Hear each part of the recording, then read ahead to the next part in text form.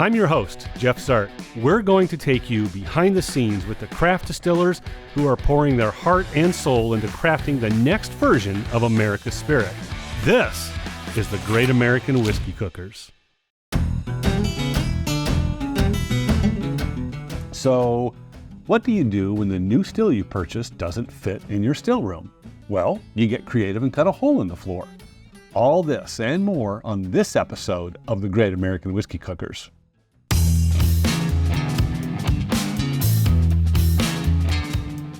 Talk to me a little bit about your still and your operations and how all that works. So, how big is your still? When we walk into the still room, what are we going to see? Who makes your still? Where did you get it from? Yeah. Did you build it by hand? All of that. Yeah, so we have 4 different stills at Cedar Ridge, all from the manufacturer Carl, formerly Christian Carl out of Germany. They produce a really great still, and we're dedicated to using it. In part because we have German roots, and my parents wanted to kind of bring that to Cedar Ridge. So the 4 stills that we have, they're all called Carl. We have Carl 1, Carl 2, Carl 3, Carl 4. Makes sense. And Carl 1 we got when we first opened up. It's so I think it holds about 20 gallons. I mean, it's teeny. It's so small that at this point we can't even use it for like a pilot program or anything like that. It's mainly here for historical purposes, sentimental value. We point it out on tours and things like that because it's what got us started. Without that still, we wouldn't be here, so we'll always have it. After that, you get into more of the functional stills that we use today. Carl number 2 is a 100-gallon pot still that is fractioned out. It's a hybrid still that can operate like a whiskey still, where it goes from a pot straight to a condenser, or you can replumb it, repipe it so that it goes to a short column or a tall column. That way, you can produce rum, gin, vodka, brandy, and that was really necessary for us when we got that one back in 2009, because at that point we weren't whiskey focused. We were a business that made wine, whiskey, vodka, gin. We made a little bit of everything, so we needed a still that could produce a little bit of everything. You fast forward to Carl 3 and 4, those are dedicated whiskey stills with the gooseneck on top, the swan neck on top. One is an 800-gallon alpha still, so a monstrous still. It goes from the floor literally to the ceiling. I mean, it takes up the space of the room. So that's our alpha still, 800 gallons, and then we have a 200-gallon pot still that is the exact same thing, just miniature. And that 200-gallon pot still does all of our finishing. That's where we collect our heads, hearts, tails, things like that. These are your 2 stills, right? Your Alpha 800-gallon still? That's correct. Right? And then your smaller still, which is how many gallons again? These are converted from liters, because keep in mind we're getting these from Germany. So right. Roughly, you're going to have a 200-gallon finishing still and roughly an 800-gallon pot still, or Alpha still, low wines, whatever you want to call it. Right. Yep. Very nice. And you've had these stills for how long? So every time we expand at Cedar Ridge, we kind of play musical stills. We'll bring one in that's 2 or 4 times bigger than the one that we had. We'll put that in place, and then our old alpha still becomes our new finishing still. So I don't see this one happening, but if we double our production again, instead of having an 800-gallon alpha, we'd have a 1600-gallon alpha and an 800-gallon finishing. I don't think that's what we're gonna do, but we kind of move things around during every expansion. So this particular finishing still, we've had that one since probably 2016, maybe 2015, 2016.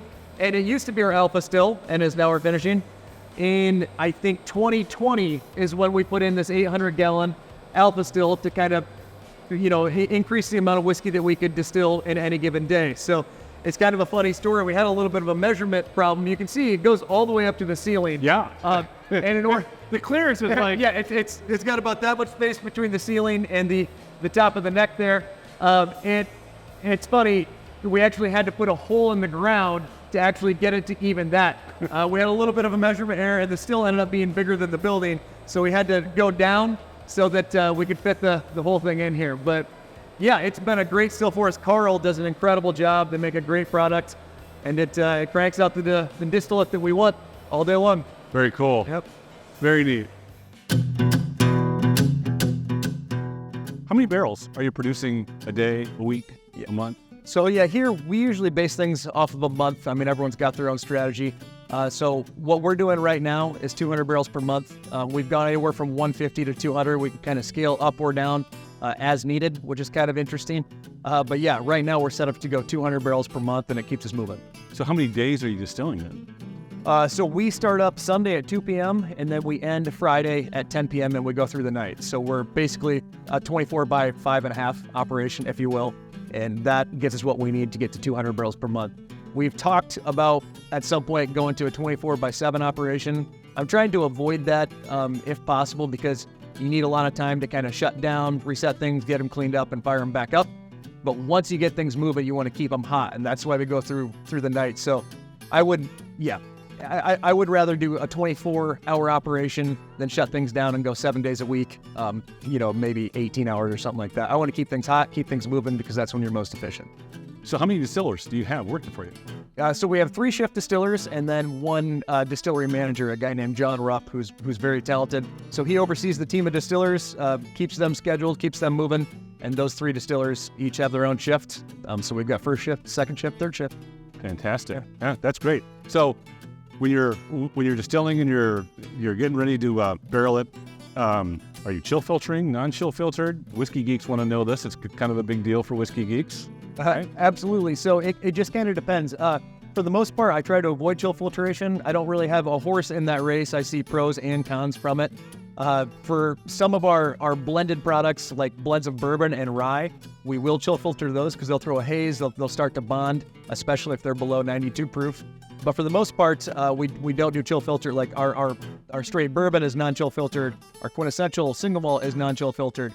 So we do a little bit of both, but when possible, I try to avoid it just because a lot of the whiskey geeks, a lot of the whiskey purists like myself, they like to see that on a label.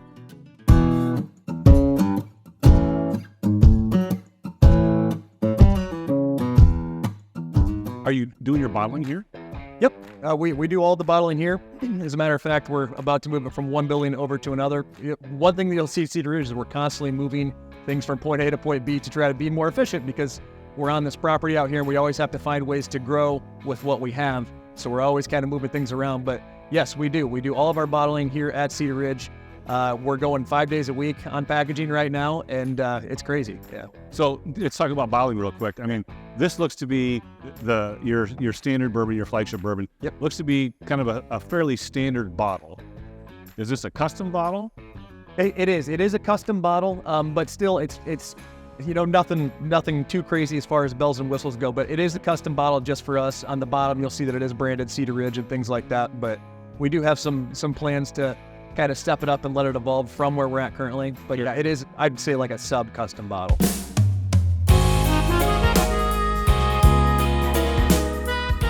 Sweet mash, sour mash. Sweet mash. Sweet mash? Yep. On all your products? Yes, and so, we have been talking a little bit about doing some sour mash stuff at some point. We're craft distillers that kind of lose focus, and we want to have fun and change things up and experiment just like consumers do. So we want to keep things fresh and try new things, but at this point, we've done sweet mash the whole time, and we're pretty dedicated to that currently. So we've been to a number of distilleries, and they've talked about what they do with their spent grains and how they treat it and stuff. What do you guys do with all the stuff that you have left over? Yeah, and it's a significant amount. Luckily, we're in a really good spot for that. There's a lot of advantages to being in the state of Iowa, where agriculture is a big thing here. And so we team up with someone who has livestock, and he actually leaves a flatbed truck here 7 days a week. All day long, we're dumping spent grain into the back of the truck. And then every single day, actually twice every day now, they pull the truck away, dump it on the ground for their livestock to eat. Their livestock are very happy. They bring the truck back, and we just keep filling it up. So every time that we double production, this particular farmer actually doubles his herd. It works out perfectly. We will give it to him for free as long as he'll get it out of here, because it'll start to stake up the property, and we can't have that out of here. Right. Yep. Yeah, that makes sense. Where do they find you? How does somebody get in touch with you? CedarRidgeDistillery.com is our website, first and foremost, right? Tons of product information, all kinds of different stuff that we have going on. Visit the distillery, get tours, all that kind of stuff. Instagram is probably our best place, in my opinion, to follow, especially if you're a whiskey fan, to kind of see everything that Murphy and his team doing. That's at Cedar Ridge, Iowa. Murphy has got a page as well, so I'm not sure if he wants to pitch that or, But I have my own little Instagram account. I just do some behind-the-scenes stuff, kind of bringing light to production. So at Murphy Quinn on Instagram if you want to check that out. Thanks, Jamie. Yeah. Fantastic. Hey, I'm Jeff Sart for the Great American Whiskey Cookers for Murphy. Jamie, thank you guys for this discussion and talking about Cedar Ridge. You can find us at thegreatamericanwhiskeycookers.com. So until next time, can't be good at it. See ya.